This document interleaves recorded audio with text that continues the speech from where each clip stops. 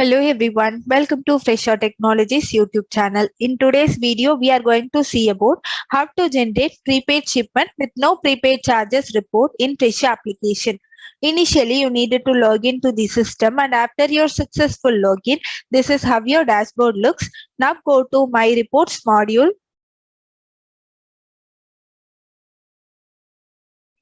Here we have to search for the report.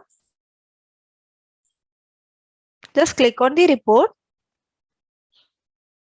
Once after you click, the report will get generated. If we click on any of the shipment or job number, then we can directly navigate to the shipment or job summary page. If you want to download the report, then you can click on download button available here.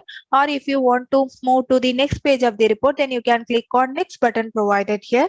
Hope now you got an idea of how to generate prepaid shipment with no prepaid charges report in Fresa application. Thanks for watching.